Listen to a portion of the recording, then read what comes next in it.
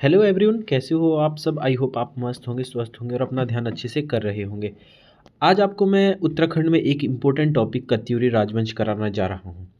आपको अगर ये टॉपिक आपको अगर कठिन लगता है तो आज इसको हम बिल्कुल निचोड़ के तरीके से पढ़ेंगे। लास्ट में जो हमारा एग्ज़ाम है वीडियो वीपीडियो का या पटवारी लेखपाल का, उसके लिए हम इसमें इम्पोर्टेंट फैक्ट के अलावा कुछ भी नहीं देखेंगे।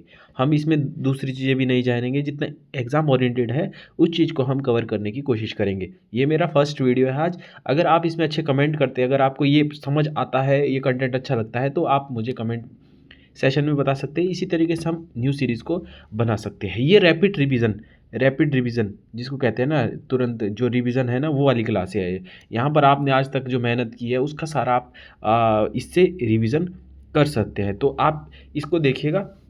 हम इसको स्टार्ट करते हैं कत्यूरी राजवंश। तो जैसे कि आपको मैं बताना चाहूँगा, कत्यूरी राजवंश जिसका कार्यकाल 700 से 1050 यानी कि 1050 ईस्वी तक रहा था। हम इसमें कोई डिस्कस नहीं करेंगे कि ये कैसा था, क्यों था। हम इसमें सिर्फ फैक्ट जानेंगे कि कत्यूरी शासन से कितने क्वेश्चन एग्जाम में बन सकते हैं या कैसे बनेंगे, उस पर हम विशेष चर्चा रहेगी। बाकी हम इसके अलावा इस पर कुछ डिस्कस नहीं करेंगे, पॉइंट टू पॉइंट हम इसको लेके चलेंगे। तो इसमें सबसे पहले इसका जो शासनकाल है 700 से 1050 तक। शासनकाल तो आने का नहीं, तो लेकिन अपने आप में आप दिमाग में बैठा सकते हैं, क्योंकि इसके बाद हम जब चंद वंश लेंगे उसके बाद इसमें मतलब जो टाइम पीरियड है, टाइम पीरियड का याद रहना इसलिए ज़रूरी है क्योंकि हम इसके काल के अनुसार ही जो घटनाओं को समझेंगे, अपने दिमाग में मैप बनाने की कोशिश करेंगे। ठीक है। तो जो ये कत्यूरी राजवंश थी, इसकी जो लिपि थी वो क्या थी, कुटिला थी, है ना। इसमें 8 अभिलेख प्राप्त होते हैं किसके, कत्यूरी राजवंश के। इनकी जो राजभाषा थी वो संस्कृत थी, इनकी लोक भाषा पाली थी। यहाँ से भी आयोग प्रश्न पूछ सकता है या पहले पूछे है। ये कार्तिकपुर जो राजवंश थे ये कैसे थे, ऐतिहासिक राजवंश, यानी कि जो राजनीतिक राजवंश अब कौन थे, कुणित थे। और प्राचीन और पुरातात्विक कोल थे, है ना। कोल यहाँ पर सबसे पहले कैसी थी, पूरा प्राचीन जाति थी जो आई थी। ठीक है, ये कहती है ऐतिहासिक। और राजनीति क्या है, तो कुणित है। इस बारे में हम बेसिक जानकारी जानते हैं। ठीक है। इस वंश में 3 परिवार और 14 राजाओं का वर्णन मिलता है जिन्होंने 3 वर्ष तक शासन किया। हमको मोटा मोटा तौर पे याद रहने चाहिए कि जो कत्यूरी राजवंश थे उनके कितने परिवार थे, 3 परिवार थे। और 3 परिवारों का डिस्कस हम इसके बाद इसमें करेंगे कि उन 3 परिवार के क्या क्या क्वेश्चन आते हैं, है ना। ठीक है। यशवंत सिंह कटोच थे, है ना, साहित्यकार। ठीक है। वो कहते हैं कि इनके जो तृतीय परिवार है, जो सल्लोणादित्य वंश है, उनका संस्थापक सल्लोणादित्य को वो मानते हैं। ठीक है। इनके हिसाब से जो क्या बोलते हैं, कत्यूरी राजवंश में इनके 15 शासक रहे हैं। तो ये क्वेश्चन इतना मुझे नहीं लगता कि आएगा, बट ये है कि मैंने फैक्ट लिखे हैं तो आप इसको थोड़ा सुन सकते हैं और समझ सकते हैं। ठीक है। नेक्स्ट हम लेके चलते हैं कि जो प्रथम राजधानी थी इनकी कत्यूरी राजवंश की, वो कहाँ थी, जोशीमठ। सेकंड राजधानी थी बैजनाथ बागेश्वर। देखो, सोचने की बात यह है कि जो जोशीमठ है वो चमोली में, बैजनाथ या बैद्यनाथ जो कि कहाँ है, बागेश्वर, अल्मोड़ा कत्यूरी घाटी के अंतर्गत ही पड़ता है। तो सबसे पहले जो 14 राजा थे उनकी जो राजधानी थी वो जोशीमठ ही थी। जो अंतिम राजा सुभिक्ष राजदेव वो रहेगा। उसके बाद अंतिम शासक क्या होगा, अंतिम शासक जो होगा 14-15 राजा के बाद, उसके बाद कुछ साक्ष्य मिलते हैं जिसे कि जो पुष्टि होती है वो कहाँ की होती है, बैजनाथ बागेश्वर की होती है। तो हमें सबसे पहले ये क्वेश्चन याद रखना है कि इनकी प्रथम राजधानी जोशीमठ, सेकंड राजधानी बागेश्वर थी। आगे बढ़ते हैं। इसमें एक क्वेश्चन और आता है कि जो ललित सूर्यदेव था, है ना, ये इसमें क्या है, इंपॉर्टेंट मार्क कर दो आप, क्योंकि ललित सूर्यदेव था, ये इसका इंपॉर्टेंट शासक माना जाता है। ठीक है। इसका एक पांडुकेश्वर ताम्रपत्र है जो कि कंडारा आप रुद्रप्रयाग में आई थिंक है ये, और कंडारा से प्राप्त है। ठीक है। इसमें सर्वाधिक ताम्रपत्र प्राप्त किया है किसके, ललित सूर्यदेव के। इसके कितने सर्वाधिक ताम्रपत्र है, 3। ये भी आपको याद रखना है। ठीक है। अब जो भूदेव था, ठीक है, ये ललित पुत्र भूदेव था। इसने बागेश्वर में एक शिलालेख उत्कीर्ण है, इसका बागेश्वर से शिलालेख उत्कीर्ण है। देशर देव का बालेश्वर मंदिर से उत्कीर्ण है शिलालेख। ठीक है।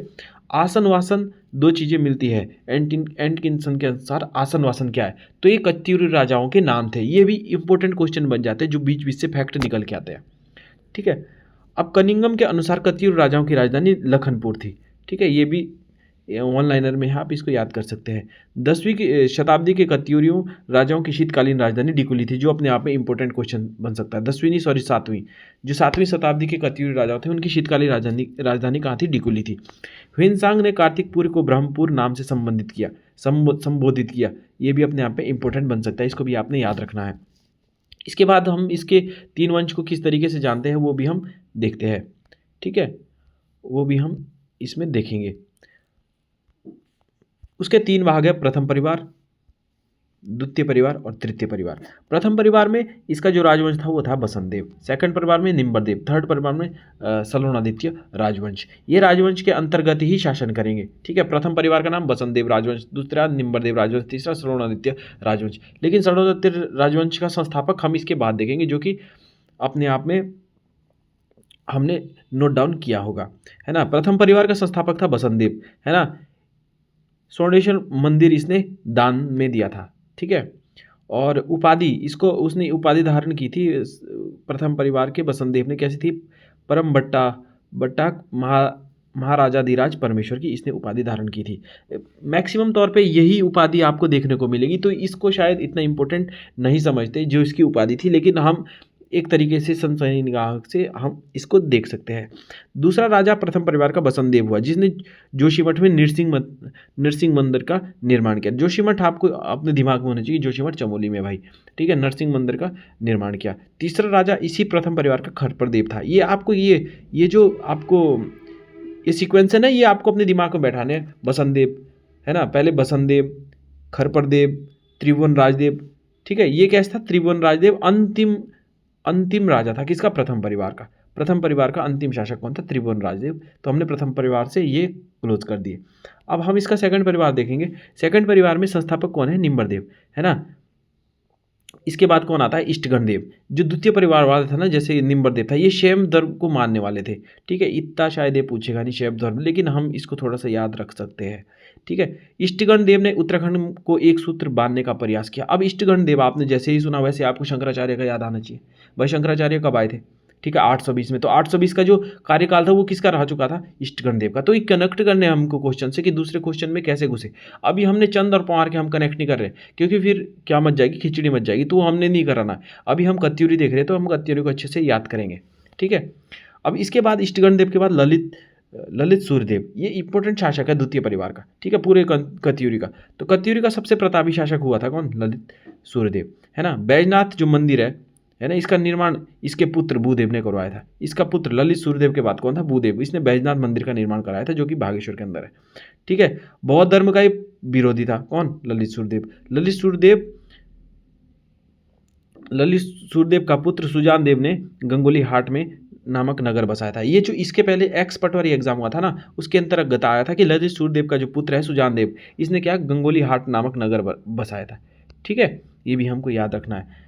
तो इसके बाद हम तीसरे परिवार को देखेंगे, तृतीय परिवार का संस्थापक कौन है, इच्छरदेव ही तृतीय परिवार का संस्थापक है, सलोणादित्य नहीं है। किसने बताया था, जो अपना यशवंशी कटोच था उसने बताया था कि सलोणादित्य जो वंश का संस्थापक था वो सलोणादित्य था। लेकिन यहाँ पर आयोग इसको मानता है कि इच्छरदेव ही तृतीय परिवार का संस्थापक है।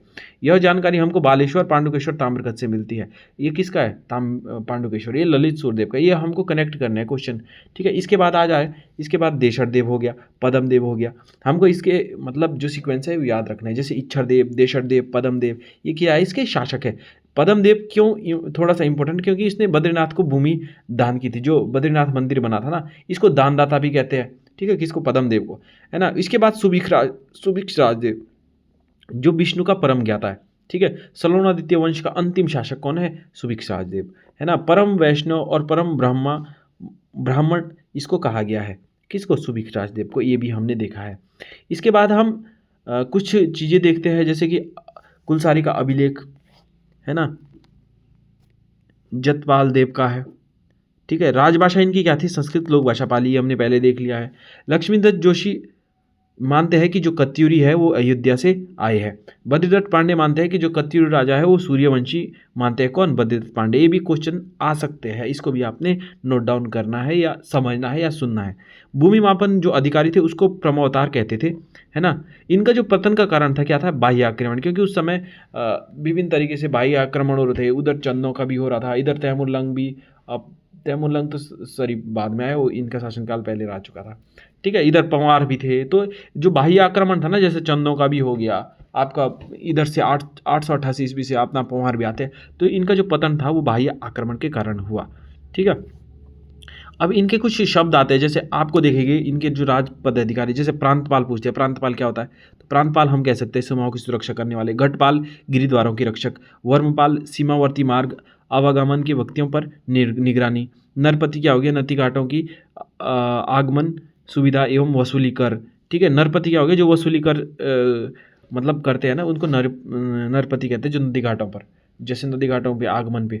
ठीक है, अपराधियों को पकड़ने वाले को क्या कहते हैं, उसको कहते हैं, उसके सर्वोच्च पदाधिकारी को कहते हैं दोष पराधिक। ये भी इंपॉर्टेंट फैक्ट है अपने आप में। ठीक है, ये सब चीज़ें याद रखनी है क्योंकि यही एग्जाम में पूछी जाएगी। ठीक है, गुप्तचर विभाग का जो सर्वोच्च अधिकारी होता है वो दुख साध्य साधनिक होता है। ठीक है, तहसील स्तर की इकाई को क्या कहते हैं, कर्मांत कहते हैं। राजमिस्त्री को क्या कहते हैं, कत्यूरी में कारिक कहते हैं। ठीक है, ये छोटी छोटी चीज़ें जो हमें याद करनी है ना। सेना को 4 भागों में बांटा, पैदल, अश्व, गज और उष्ट्रारोही। ठीक है, ये 4 चीज़ों में बांटा था। ठीक है, जो पैदल सेनाधिक होता है उसको नायक गोलमिक कहते थे। बाकी अश्व, गज और उष्ट्राही इसको आप देख लेना, पर ये इतने इंपॉर्टेंट नहीं है आई थिंक। ठीक है, और कार्तिकेयपुरी की जो अर्थव्यवस्था थी वो कैसी थी, आय का जो इनका प्रमुख स्रोत था वो कैसे था, कृषि एवं खनिज, इनका आय का प्रमुख स्रोत था।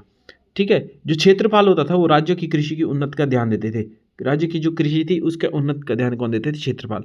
करों की वसूली के लिए इन्होंने भोगपति और शौल्की के जो पद थे वो बनाए थे। बाढ़ चार्ट इंपॉर्टेंट है, आप अगर इसको एमसीक्यूज में देखेंगे बाढ़ चार्ट क्या है, तो ये आधिकारिक पद थे। ठीक है, जो अधिकारी प्रजा से बिष्टी और बेगार लेते थे। बिष्टी और बेगार क्या है, मतलब एक बिष्टी और बेगार लेते थे, ये बाढ़ चार्ट। बाढ़ चार्ट का मतलब है अधिकारी। ठीक है, अधिकारी पद होते थे बाढ़ चार्ट, ये प्रजा से बिष्टी और बेगार लेते थे, मतलब सामान बेगार वगैरह उठवाते थे, ऐसे वैसे थे ना। ठीक है, अब भूमि माप क्या थी इनके टाइम, 2 तरीके से, एक द्रोण मापन, एक नाली मापन। एक द्रोण में 16 नाली और 32 शेर होते हैं, ये भी हमको याद रखना है। ठीक है, अब इसके बाद जब हमने कत्यूरी शासन पढ़ा, इसके बाद आता है मध्यकालीन कत्यूरी शासन की जानकारी, है ना। तो ये कैसे मिलती है, ये मिलती है हमको लोक गाथाओं व जागरों से मिलती है। ठीक है, जिया रानी की लोक कथा के अनुसार तैमूर लंग ने हरिद्वार पर आक्रमण किया, लेकिन मैं आपको बताना चाहूँ तैमूर लंग ने दिल्ली पे सबसे पहले आक्रमण कब किया है, 1398 ईस्वी में। हरिद्वार के आसपास क्षेत्र, गंगा वाले क्षेत्र में इसने मतलब पहला युद्ध तो इसने लड़ा था। ठीक है, जैसे कि वहाँ के राजाओं से 1399 में। ठीक है, आता है कि हरिद्वार में कब, 1399 में, लेकिन आक्रमण दिल्ली में कब, 1398 में। ठीक है, द्वितीय युद्ध इसने सिरमौर के जो शासक था रतन सेन उससे लड़ा था, है ना। इसकी आत्मकथा क्या थी, मूलफुजात ई तिमूरी। मूलफुजात ई तिमूरी इसकी क्या थी, आत्मकथा थी तैमूर लंग की। ठीक है, इसने तैमूर लंग ने हरिद्वार पर किस किस पे आक्रमण किया, तो ब्रह्मदेव पे किया था, है ना। ये मारा गया था तैमूर लंग से लड़ते बार, ये जो जिया रानी की लोक कथा के अनुसार हमको प्राप्त है ये। ठीक है, 1191 में नेपाल राजा अशोक चल ने कत्यूर राजा के कुछ भाग पर अधिकार किया। जो अशोक चल था ये भी अपने आप में इंपॉर्टेंट है क्योंकि इसकी जानकारी हमको त्रिशूल लेख कहाँ से मिलती है, गोपेश्वर से। ठीक है, अब छठी सातवीं का जो त्रिशूल लेख है वो आप समझ सकते हैं कि उत्तरकाशी में भी है, लेकिन उत्तरकाशी में नहीं, यहाँ पर अशोक चल की बात हो रही है। तो 1191 में अशोक चल की बात, तो गोपेश्वर की बात ही कर रहा है ये। ठीक है, बालेश्वर जो मंदिर है, बालेश्वर मंदिर का जो ताम्रपत्र है, 1223 ईस्वी में क्रालचंद देव ने कत्यूरी राजा अधिकार ले लिया था।